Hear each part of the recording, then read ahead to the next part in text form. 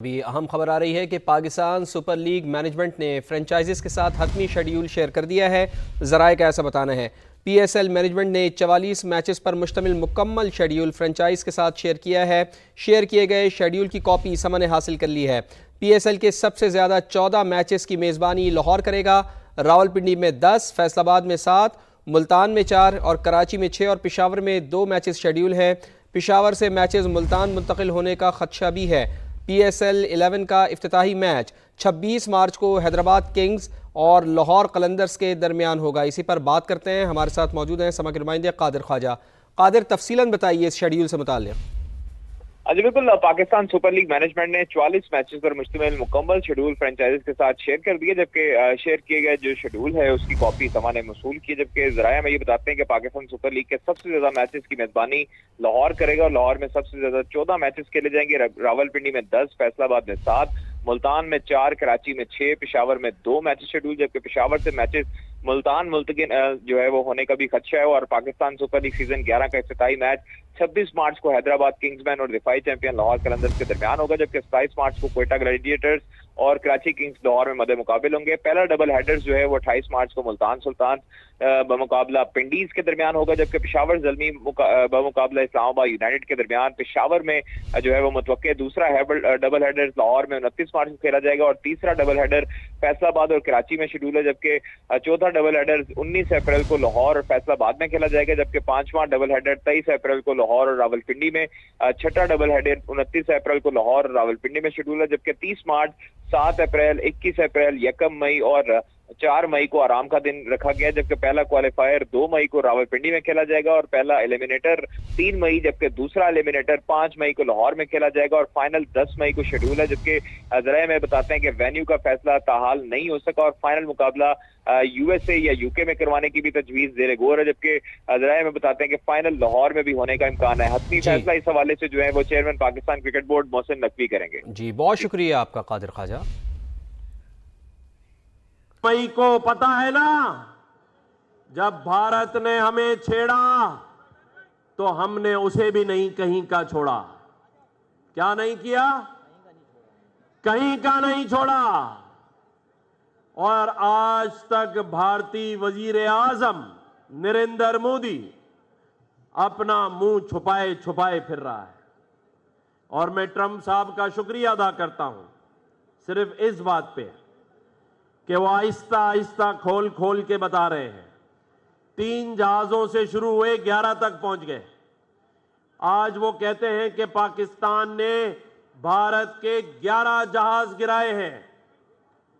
आज मैं अपनी अफगान हुकूमत को और अफगानी भाइयों को, क्योंकि अफगानी भाई हमारे मुसलमान भाई हैं, उनको ये कहना चाहता हूं कि आप अपनी हुकूमत को समझाएं कि पाकिस्तान आपका वो दोस्त मुल्क था जिसने आपके बच्चों को उस वक्त गोद लिया जब दुनिया आपके पीछे पड़ी हुई थी।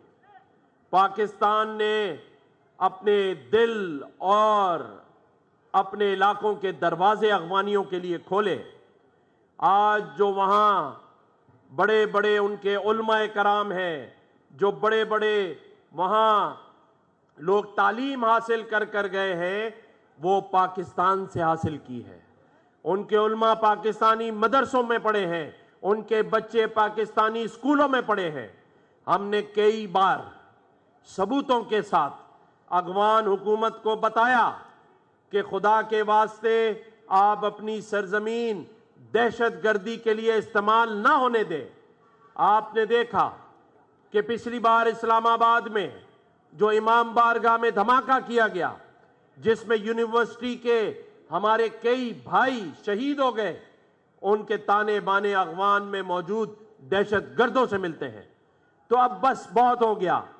हमने बहुत तुम्हें प्यार किया, मोहब्बत दी, तुम्हें पढ़ाया लिखाया, बड़ा कर दिया, लेकिन इसका यह मतलब नहीं है कि तुम उन दहशतगर्दों को जो कि भारतीय फंडिंग, भारतीय स्पॉन्सरशिप पर तुम्हारी सरजमीन में बैठकर हमारी सरजमीन पाकिस्तान के अंदर दहशतगर्दी करे और हम चुप रहें, ये नहीं हो सकता। बताओ क्या हम चुप रहे? मैं आप लोगों से पूछ रहा हूं, हाथ उठा के बताएं कि चुप रहे या ना रहे। तो जब सब्र का पैमाना लबरेज हो गया तो मैं आज आपको यह खुशखबरी सुनाना चाहता हूं कि हमने वो मजा चखाया है अफगानिस्तान में मौजूद दहशतगर्दों को कि वो भी अपनी तमाम जो कमीन गाहें थीं उन्हें छोड़कर भाग निकले हैं।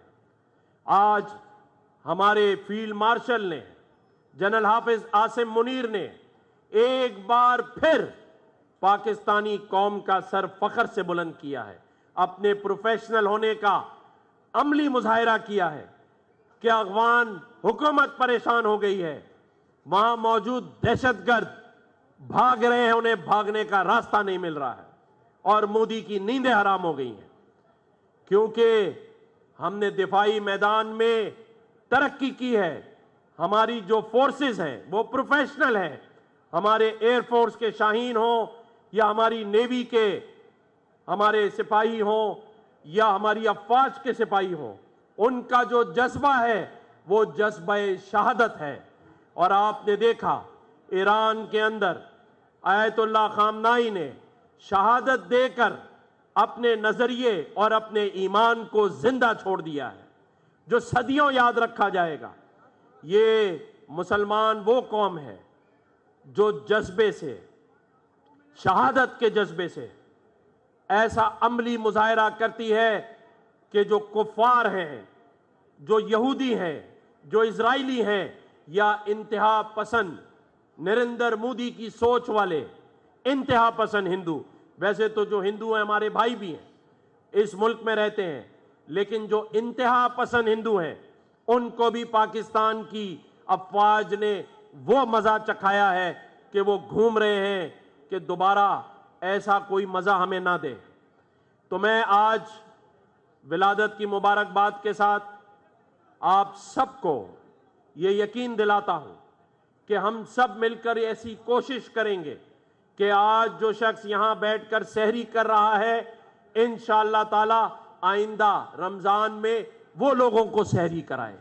जो लोग हमारे यहां गवर्नर हाउस में रोजाना इफ्तार पे आते हैं, मैं उन्हें भी कहता हूं कि इंशाअल्लाह ताला आइंदा आप लोगों को रोजा इफ्तार करा रहे होंगे। मैं अपने इन तमाम आने वाले सहरी में भाई बहनों को ये खुशी भी देना चाहता हूं कि आपने ये नहीं सोचना कि जब हम भारत से जंग जीत गए, हमने अफगानिस्तान को मजा चखा दिया, तो ये जो पाकिस्तान के अंदर माशी बहरान है ये कब खत्म होगा। मुझे पता है आप सबके जहनों में सवाल है। मैं आपको ये बताना चाहता हूं कि पाकिस्तान की हुकूमत और हमारे फील्ड मार्शल दिन रात ये कोशिश कर रहे हैं कि पाकिस्तान में माशी जो बहरान है उसे खत्म किया जा सके। उसमें भारत जब जब हमारे यहाँ इन्वेस्टमेंट आती है, जब जब हमारे यहाँ चाइना आके इन्वेस्टमेंट करता है, सऊदी अरब आके इन्वेस्टमेंट करता है, तो वो बलूचिस्तान में दहशतगर्दी कराता है, इस्लामाबाद में दहशतगर्दी कराता है। लेकिन आपने फिक्र नहीं करनी। अब हमने ये अज़्म कर लिया है, हमने ये फैसला कर लिया है कि जो पाकिस्तान की तरफ मैली आंख उठा के देखेगा, जो पाकिस्तान की तरक्की नहीं चाहता, हम उसे निस्बो नाबूद करेंगे इंशाअल्लाह ताला। आप सबकी दुआओं से और हमारी अफवाज की वो मेहनत जिससे आज पाकिस्तान सुरखरू हुआ है। आप देख लें, जिस मुल्कों की अफवाज कमजोर होती है, जिन मुल्कों की अफवाज के साथ अवाम की ताईद नहीं होती, उस मुल्कों में लोग आकर उनके लोगों को मार देते हैं या उठा के ले जाते हैं। आज अल्हम्दुलिल्लाह भारत जैसे 5 गुना ताकतवर मुल्क की ये जुर्रत नहीं है कि वो पाकिस्तान की 1 इंच जमीन पर कब्जा कर सके, क्योंकि पाकिस्तान के पास गयूर माए हैं, पाकिस्तान के पास मेरे ये नौजवान हैं, मेरे ये वो नौजवान जिनकी तादाद इस मुल्क में 62 से 65% है, और ये सब शहादत का जज्बा रखते हैं। ये सब पाकिस्तान के लिए, पाकिस्तान की आन के लिए, पाकिस्तान की सरहदों की हिफाजत के लिए अपनी अफवाज के शाना बशाना खड़े हैं। यह है ताकत जिसकी वजह से इंडिया जैसा, भारत जैसा 5 गुना ताकतवर मुल्क हमसे घबराता है। आज हमारी 1 इंच जमीन वो हमसे हासिल नहीं कर सका। आज भारत में अफवाज, जो उनकी अफवाज है, वो हमारे एयरफोर्स के शाहीनों से घबराती है। आज भारत में माएं हमारे फील्ड मार्शल के नाम से बच्चों को डराती हैं। आज वो कहती हैं चुप करके सो जाओ, वरना हमारे जो बचे हुए जहाज हैं वो भी गिर जाएंगे। ये मैं हकीकत बता रहा हूं आपको, क्योंकि हमारी अफवाज ने हमें मायूस नहीं किया। हमारे सदर को कोई उठा के नहीं ले गया। आज हमारी अफवाज ने सरहदों में किसी को घुसने नहीं दिया। ये जो शर्फ पसंद अनासिर हैं, जो पाकिस्तान दुश्मन अनासिर हैं, वो सोशल मीडिया पर हमारी अफवाज के खिलाफ गलत किस्म का प्रोपेगेंडा करते हैं। वो आप लोगों के दिमाग को बदलना चाहते हैं। वो जो आपके दिल में अपनी अफवाज की मोहब्बत है उसे खत्म करना चाहते हैं। हमें समझना होगा, जिसके हाथ में मोबाइल फोन है उसे ज्यादा समझना होगा कि आज ये जो सोशल मीडिया है, असल लड़ाई तो इस सोशल मीडिया से है। असल ताकत तो आपके हाथ में है। अगर आप पाकिस्तान के हक में कोई कमेंट करेंगे, सोशल मीडिया पर लिखेंगे, वो आपकी जीत है। पाकिस्तान के हक में लिखना आपकी जीत है, क्योंकि पड़ोसी मुल्क भारत में जो पाकिस्तान से नफरत करते हैं वो बयानियां बनाते हैं, नैरेटिव बनाते हैं कि किसी तरह पाकिस्तानी अफवाज को, पाकिस्तानी कौम को आपस में कौमियत की बुनियाद पर लड़ाया जाए, शिया सुन्नी फसाद कराए जाएं, या सियासी तकसीम से लोगों को गुमराह किया जा सके, या अपनी अफवाज के लिए ऐसा नैरेटिव बनाएं कि हमारे दिल बददिल हो जाए।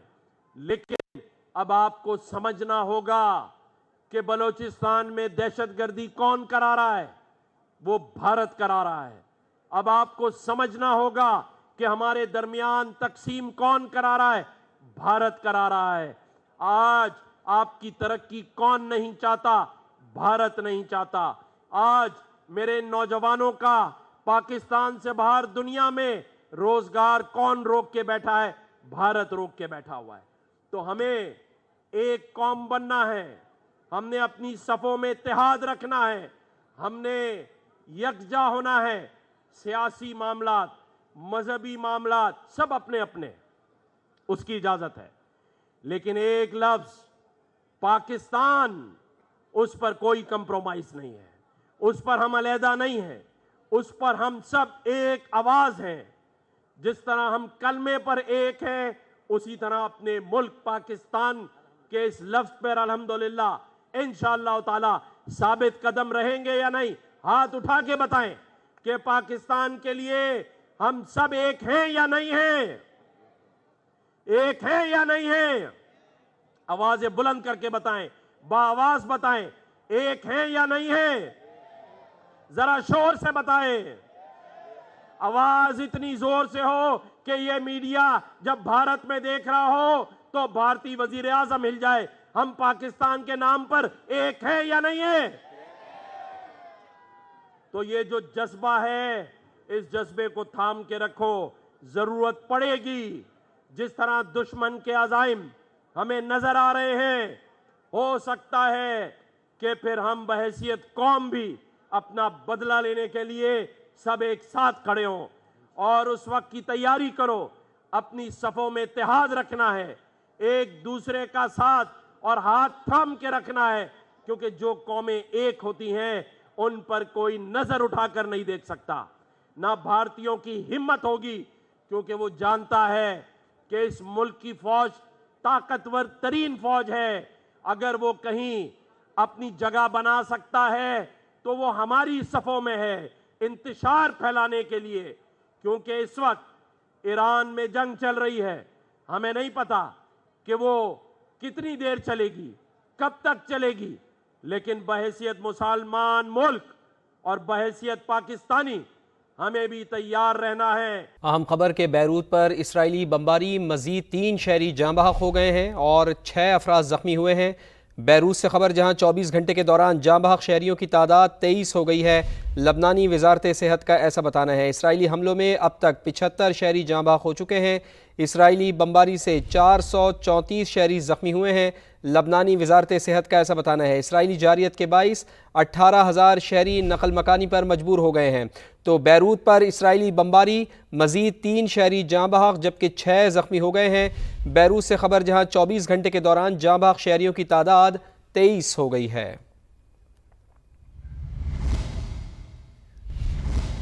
सऊदी अरब में पाकिस्तानी कौंसलेट की नई एडवाइजरी जारी हो गई है। जद्दा से खबर, जहां पाकिस्तानियों को एमरजेंसी के दौरान सिफारत खाने से राब्ते की हिदायत जारी की गई हैं। इसी पर बात करते हैं। जावेद असगर चौधरी हमारे साथ मौजूद हैं।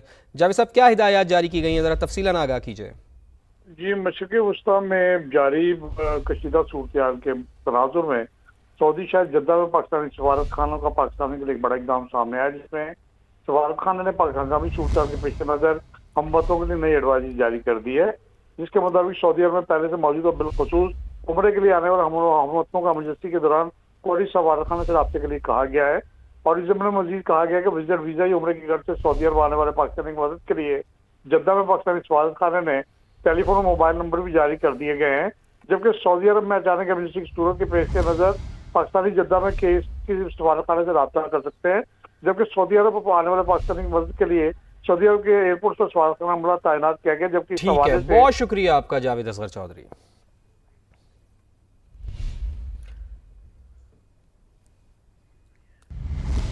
ईरान के शुमाली मगरबी शहर बुकान में शदीद बमबारी, गवर्नर हाउस, रिहायशी इमारतों और कारोबारी मराकज़ पर हमले, खबरसां एजेंसी की जानिब से ऐसा बताया जा रहा है। तो ईरान के शिमाल मगरबी शहर बुकान में शदीद बमबारी, गवर्नर हाउस, रिहायशी इमारत और कारोबारी मराकज़ पर हमले, खबरसां एजेंसी की जानिब से ये रिपोर्ट किया जा रहा है।